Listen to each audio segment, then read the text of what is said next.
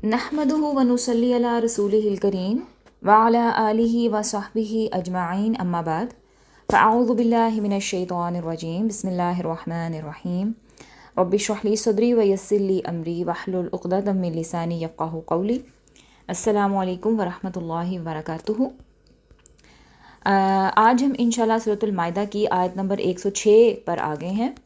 ये आयत वसीयत, गवाही, ईमानदारी और आखिरी वक्त की जो ज़िम्मेदारियां हैं उसके बारे में बात करती है। मौजू जो है थोड़ा सा ये फ़िक़ही है, लेकिन मैं इसको सादा मिसालों के साथ जो है बयान करने की कोशिश करूँगी। तो चलिए स्टार्ट करते हैं। आऊज़ु बिल्लाहि मिनश शैतानिर रजीम।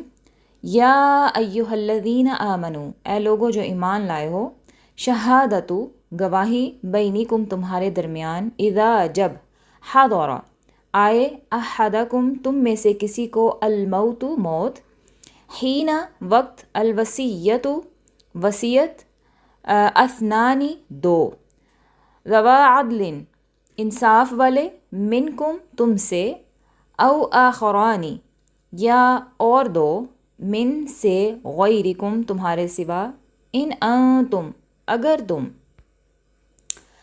दौरबतुम फिल अर्दी सफ़र कर रहे हो ज़मीन में, फ़अस्वाबतकुम फिर तुम्हें पहुँचे, मुसीबतु मुसीबत, अलमौती मौत की, तहबिसूनहुमा इन दोनों को रोक लो, मिन बादी बाद अस्सलाती नमाज के, फ़युक़सिमानी दोनों कसम खाएं, बिल्लाहि अल्लाह की, इनिरतबतुम अगर तुम्हें शक हो, ला नश्तरी हम मोल नहीं लेते, बिही इसके एवज़, समनन कोई कीमत, वलौ काना ख्वाह हों, दा कुर्बा रिश्तेदार, वला नक्तुम और हम नहीं छुपाते, शहादता गवाही, अल्लाह अल्लाह ताला की, इन्ना बेशक हम, इदन इस वक्त, लमिनल आसिमीन गुनाहगारों से। तो इसका तर्जमा कुछ यूँ है, ए लोगो जो ईमान लाए हो, जब तुम में से किसी को मौत आ पहुँचे और वसीयत का वक्त हो, तो गवाही के लिए तुम में से दो आदिल आदमी हों, या अगर तुम सफ़र में हो और मौत की मुसीबत आ पहुँचे तो तुम्हारे सिवा दो और लोग गवाह बन जाएं। अगर तुम्हें इन पर शक हो तो नमाज के बाद इन दोनों को रोक लो, फिर वो अल्लाह की कसम खाएं कि हम इस के बदले, यानी इस गवाही के बदले कोई फ़ायदा नहीं लेंगे, चाहे वो किसी रिश्तेदार के हक़ में ही क्यों ना हो, और हम अल्लाह की गवाही नहीं छुपाएंगे, वरना हम गुनहगारों में से होंगे। अच्छा, ये आयत जो है थोड़ी सी टेक्निकल है, तो इसको ज़रा गौर से सुनिएगा। इसमें जो पहला पॉइंट है वो है वसीयत के वक्त गवाही की अहमियत।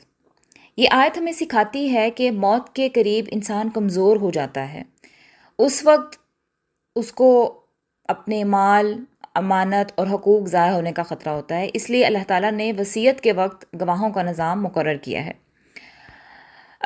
दूसरा पॉइंट जो इसमें है वो है मुसलमान गवाह, कि जब इस तरह से मरने का वक्त आ जाए या वसीयत का वक्त हो तो गवाही जो है वो दो आदिल मुसलमान देंगे, यानी उस वसीयत के वक्त। तीसरा पॉइंट, सफ़र की मजबूरी में गैर मुस्लिम गवाह, अगर सफ़र पर है और दो मुसलमान गवाह मौजूद नहीं हैं तो फिर गैर मुस्लिम गवाह भी वक्ती तौर पर काबिल कबूल होंगे। और उसके बाद जो चौथा पॉइंट है वो है शक की सूरत में हलफ, यानी अगर बाद में वुरसा को शक हो, यानी कि जो मरने वाला है उसके वुरसा को शक हो कि गवाहों की जो नीयत है वो बदल गई है या वो उन पर यकीन नहीं कर रहे, तो फिर नमाज के बाद उन गवाहों से अल्लाह की कसम ली जाए और सच की तस्दीक करवाई जाए। तो कसम में जो है वो 3 बातें वाज़े की जाएंगी कि हम गवाही के बदले कोई फ़ायदा नहीं लेंगे, चाहे मामला रिश्तेदार का ही क्यों ना हो, हम अल्लाह की गवाही नहीं छुपाएंगे। और पांचवा पॉइंट इसमें यह है कि गवाही छुपाना बहुत बड़ा गुनाह है, जिसमें जैसे कि अल्लाह ताला ने इसके आखिर में फरमाया है, हम अल्लाह की गवाही नहीं छुपाएंगे वरना हम गुनाहगार होंगे। तो ये हमें ये भी बताता है कि झूठी गवाही देना या गवाही छुपाना या हक बदल देना, ये सब संगीन गुनाह है। अच्छा, इसमें इस आयत मुबारका का जो शान नज़ूल है वो ये है कि एक सहाबी रज़ी अल्लाह अन्हु के वाक़े पर ये नाजिल हुई थी, जो सफ़र में फ़ौत हो गए थे, तो उनके साथ गैर मुस्लिम साथी थे। बाद में वुरसा को सामान में ख़यानत का शक हुआ। कुरान ने पूरा कानूनी तरीका सिखा दिया कि ऐसे मामलात में इंसाफ कैसे कायम होगा।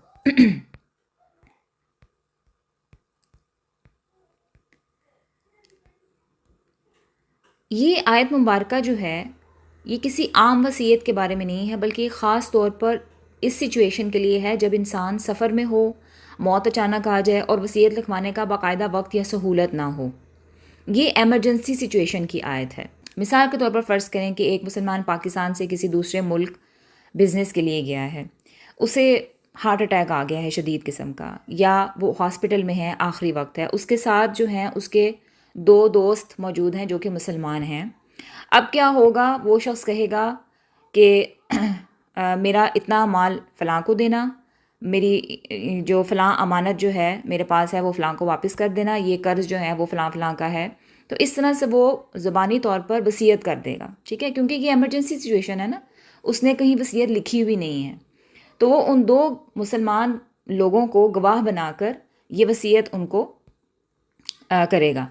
اب یہ جو 2 مسلمان گواہ ہیں، ان کا کیا کام ہے کہ وہ سنیں گے، یاد رکھیں گے اور بعد میں جا کر جو ورثاء ہیں ان کے سامنے سچ بیان کریں گے۔ یہ گواہی ہے، ٹھیک ہے، یہ کورٹ سٹائل کی گواہی نہیں ہے، بلکہ یہ حق کو ضائع ہونے سے بچانے کی ذمہ داری ہے جو ان 2 مسلمان دوستوں یا ان 2 مسلمان گواہوں پر آ گئی ہے۔ اب اگلا جو سینیریو ہے اس آیت میں وہ ہے کہ اگر 2 مسلمان گواہ موجود نہیں ہیں، مثال کے طور پر اگر وہ کسی نان مسلم کنٹری میں سفر کے لیے گیا ہے اور وہاں پر مسلمان اویلیبل نہیں ہیں، تو جو غیر مسلم ہیں ان کو بھی گواہ کے طور پر قبول کیا جا سکتا ہے۔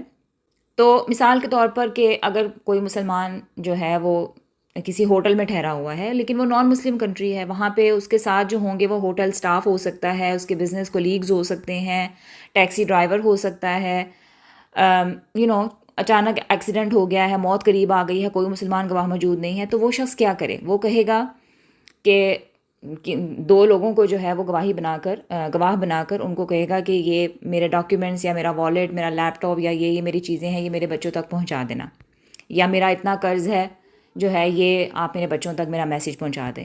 تو یہاں پر قرآن کیا کہتا ہے کہ اگر مسلمان گواہ موجود نہ ہوں تو غیر مسلم گواہ بھی اس وقت قبول کیے جائیں گے۔ یہ اجازت جو ہے مجبوری کی وجہ سے ہے، پریفرنس کی وجہ سے نہیں ہے۔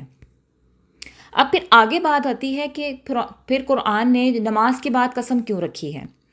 اگلا سٹیپ جو ہے یہ بڑا اہم ہے۔ فرض کریں کہ وہ غیر مسلم گواہ جو ہیں وہ واپس آتے ہیں، ٹھیک ہے، ورثاء کو شک ہوتا ہے کہ انہوں نے ہم سے کچھ چھپایا تو نہیں ہے، پوری بات تو بتائی ہے نا۔ تو یہاں پر قرآن نے جو حل بتایا ہے وہ کیا ہے کہ ان گواہوں کو نماز کے بعد روکا جائے، ان سے اللہ کی قسم لی جائے اور وہ اس بات کا اقرار کریں کہ ہم جو بتا رہے ہیں وہ سچ بتا رہے ہیں، ہم کوئی فائدہ نہیں لے رہے، ہم سچ بول رہے ہیں، ہم کوئی گواہی نہیں چھپا رہے۔ یہ سیف گارڈ ہے تاکہ خیانت نہ ہو، حق محفوظ رہے۔ اصل اور پریفرڈ طریقہ یہ ہے کہ مسلمان گواہ ہوں کوئی، کیونکہ وہ شریعت اور جواب دہی کو جانتے ہیں۔ غیر مسلم گواہ اس وقت استعمال کیے جا سکتے ہیں جب صرف مجبوری ہو، جب مسلمان موجود نہ ہوں، تاکہ حق ضائع نہ ہو۔ اب کچھ لوگ سوال کرتے ہیں کہ جو یہ بات کی جا رہی ہے کہ ان جو گواہ ہیں اگر ان کے بارے میں کسی قسم کا شک و شبہ ہے تو ان کو مسجد میں نماز کے بعد روکا جائے اور ان سے جو ہے وہ اللہ کی قسم اٹھوائی جائے۔ اب جو مسلمان ہیں، چلیں وہ ان کا تو دین ایمان ہے اللہ پر، وہ تو قسم اٹھا لیں گے۔ اب سوال یہ ہے کہ غیر مسلم تو مسجد میں نہیں آتے، وہ نماز نہیں پڑھتے، وہ قرآن پر ایمان نہیں رکھتے، وہ اللہ کو اس معنی میں نہیں مانتے جس معنی میں مسلمان مانتے ہیں، تو پھر وہ قسم کیسے کھائیں گے؟ سب سے پہلے ایک بہت اہم بات سمجھ لیں کہ یہ آیت غیر مسلموں کو مسلمان بنانے کی بات نہیں کر رہی۔ یہ آیت غیر مسلموں سے یہ نہیں کہہ رہی کہ وہ قرآن پر ایمان لے آئیں۔ یہ آیت ایک ایمرجنسی جو ہے قانونی حل دے رہی ہے، ایسا حل جو صرف مجبوری کی حالت میں استعمال ہوتا ہے۔ آیت کس صورتحال کے لیے ہے؟ یہ آیت صرف اس صورت کے لیے ہے جب کوئی مسلمان سفر میں ہو، موت اچانک آ جائے، کوئی مسلمان گواہ موجود نہ ہو، حق ضائع ہونے کا خطرہ ہو، مال یا امانت یا قرض، یعنی یہ نارمل رول نہیں ہے، یہ ایکسیپشنل رول ہے۔ نماز کے بعد روکنے کا مطلب کیا ہے؟ مسلمانوں کے لیے نماز کا وقت سب سے سنجیدہ اور باوقار ہوتا ہے۔ نماز کے بعد ماحول سنجیدہ ہوتا ہے، لوگ جمع ہوتے ہیں، جھوٹ بولنا زیادہ مشکل ہوتا ہے۔ یہ شرط مسلمانوں کے لیے ہے، غیر جو مسلم ہیں ان پر نماز کی پابندی نہیں ڈالی جا رہی۔ آج کی دنیا کی مثال جو ہے بڑی اہم ہے، جیسے آج کل عدالتوں میں جو عیسائی ہیں وہ بائبل پر قسم کھاتے ہیں، یہودی تورات پر کھاتے ہیں، ہندو اپنی مذہبی کتاب پر کھاتے ہیں، جو ایتھیسٹ ہیں وہ سولم ایفرمیشن کرتے ہیں۔ سب ایک ہی مقصد کے لیے سچ بولنے کی قانونی اور اخلاقی ذمہ داری ہے، سب جو ہے وہ ایک ہی مقصد کے لیے قسم کھا رہے ہیں۔ اسلام نے یہی اصول 1400 سال پہلے دے دیا تھا۔ تو عملی طور پر کیا ہوگا، اگر غیر مسلم گواہ ہیں انہیں مسجد میں لانے کی شرط نہیں ہے، ان سے نماز نہیں پڑھوائی جائے گی، ان سے یہ نہیں کہا جائے گا کہ قرآن پر ایمان لے کے آؤ، بلکہ ان سے اس چیز کی قسم لی جائے گی جسے وہ اخلاقی طور پر سنجیدہ سمجھتے ہیں، یا قانونی حلف لیا جائے گا۔ تو مقصد کیا ہے؟ صرف ایک ہے، خیانت سے روکنا، ٹھیک ہے۔ قرآن جو ہے وہ اندھا اعتماد نہیں کرتا، اسی لیے قرآن کہتا ہے اگر شک ہو تو قسم لے لو۔ اسلام یہ نہیں کہتا کہ صرف مسلمان سچ بول سکتے ہیں، اسلام یہ کہتا ہے کہ انصاف ہر حال میں قائم رہنا چاہیے، حتیٰ کہ مجبوری میں بھی، ٹھیک ہے۔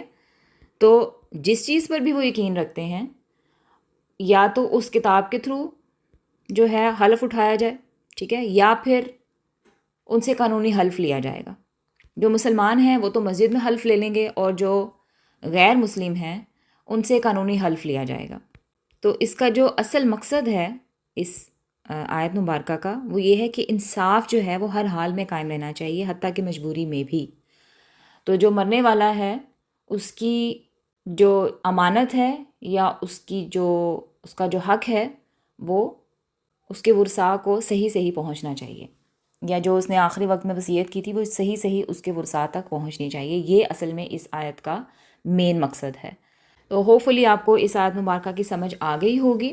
آخر میں میری ہم سب کے لیے دعا ہے، اللہ تعالیٰ ہمیں سچی گواہی دینے والا بنائے، اللہ تعالیٰ ہمیں موت کو یاد رکھنے والا بنائے، ہمیں امانت اور دیانت داری پر قائم رکھے، اور ہمیں موت سے پہلے حقوق ادا کرنے کی توفیق عطا فرمائے، آمین یا رب العالمین۔ اگلی آیت انشاءاللہ اگلے لیکچر میں دیکھیں گے۔ سبحانک اللہم و بحمدک، اشہد ان لا الہ الا انت، استغفرک و اتوب الیک۔